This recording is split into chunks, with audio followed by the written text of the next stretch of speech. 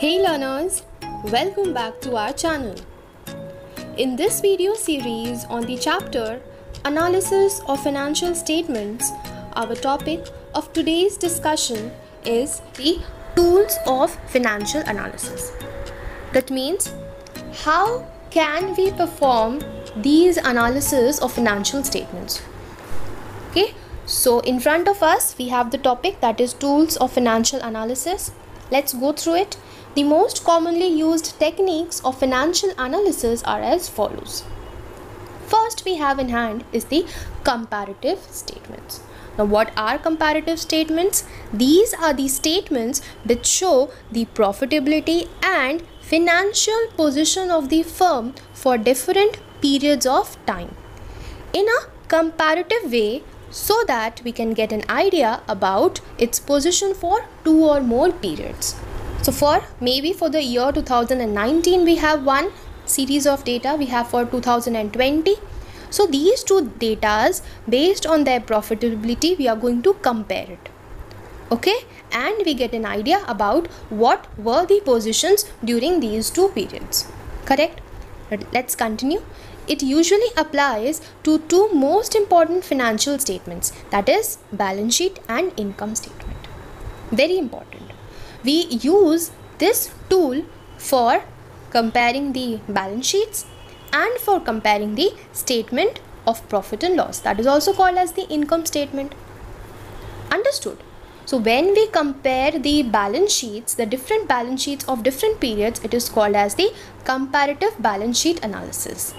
Similarly, when we compare the income statement of two or more periods, we call it comparative statement of profit and loss. Okay, but one thing we all should keep in mind, that the data can be only compared if the same accounting principles are followed in these statements. If the case may be that in 2019 a different set of accounting principles were followed and in 2020 a different set were followed, it would be little difficult for having a comparison between the two. So always when we need to have any kind of comparative analysis or comparative statements, we should always be very sure that the same accounting principles were used while preparing the financial statements. See, if this is not the case, the deviation in the use of accounting statements should be mentioned as the footnote. That means, by chance, if different accounting principles are used, so that information should be given to the users of financial statements by putting them as a footnote. Okay, you know what is a footnote is? A footnote is a small note at the end of that particular statement or that particular page. Clear? Last line is very important. This analysis is also called as the horizontal analysis. So the question may come that which type of statement or which type of analysis is called as the horizontal analysis? Then you can write the comparative statement analysis is also known as the horizontal analysis. Now why is it called as the horizontal analysis? This we shall be learning when we will be learning specifically the chapter on comparative statement analysis. Till now, you just need to understand that these are also called as horizontal analysis. Clear to you? And the next type or the second type of tools that we have in hand is the common size statements. So what are common size statements? The common size statements allow an analyst to compare the operating and the financing characteristics of two companies of different sizes in the same industry. That means if we want to compare two different companies of two different sizes but working in the same industry, working in the same genre, then we can use this type of analysis, that is analysis through the common size statements. Clear? Let's continue with this. Thus, the common size statements are useful both in intra-firm comparisons over different years and also in making inter-firm comparisons. Now what is intra-firm comparisons? Intra-firm comparison means within the firm, if you want to make any kind of comparisons, then we can have. For example, for a company X, if we want to have an overall analysis about the company X only for different periods, then we can use the common size statements. That means for 2019, 2020, 2018, 2017. Okay, that is what is called as intra-firm comparisons over different years for a particular same type of company. But if we want to have an inter-firm comparisons also for same year, that means for 2019, if I want to compare company X and company Y, I can do that also. Okay, and this analysis is also called as the vertical analysis. Clear? So common size statements can be used where we want to have a comparison which can be intra-firm for different years, and also for making inter-firm comparisons for same year or several years. And this analysis is also called as the vertical analysis.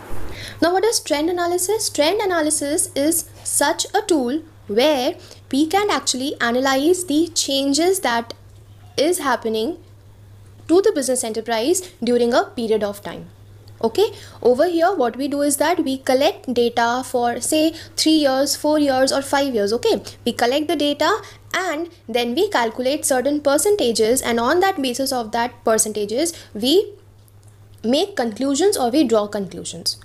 Okay, this analysis, that is trend analysis, is very important because it helps us to understand the changes that is going to happen or that is actually happening during the course of time. Okay, what was it 2 years back and what it is now? Based on that, we can actually guess a trend that maybe in the next year this kind of situations shall be faced by the company or shall be faced by the enterprise.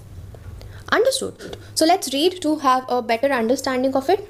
Trend analysis. Using the previous year's data of a business enterprise, trend analysis can be done to observe the percentage changes over a time in the selected data. Selected data means in the selected course of period.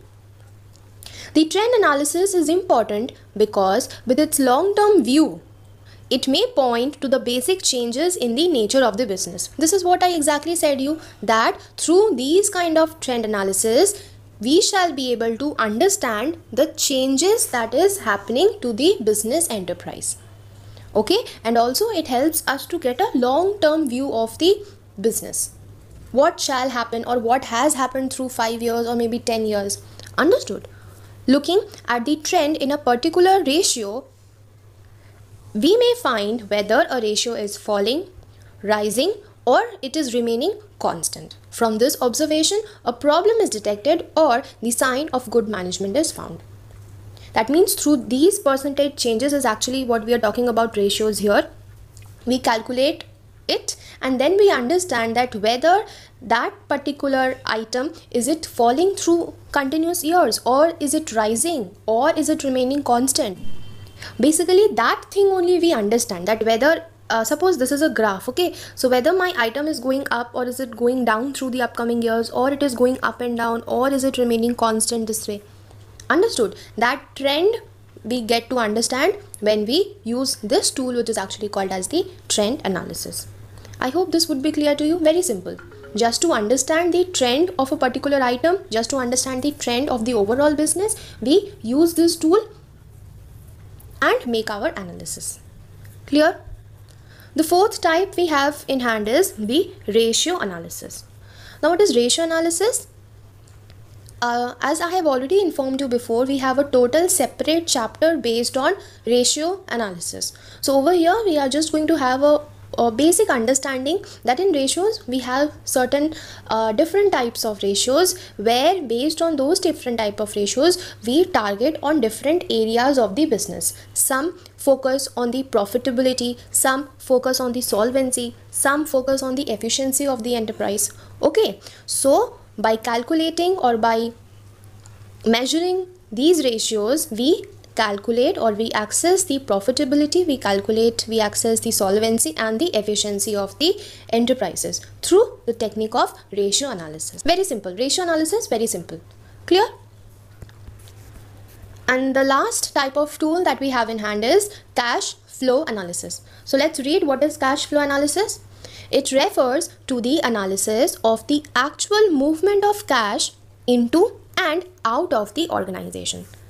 So the actual cash, how is it moving inside the organization, how is it moving outside the organization? So to analyze this movement of cash, we have a cash flow analysis. Clear? See the next line. The flow of cash into the business is called as cash inflow or positive cash flow, whereas the flow of cash out of the firm, it is called as the cash outflow or a negative cash flow.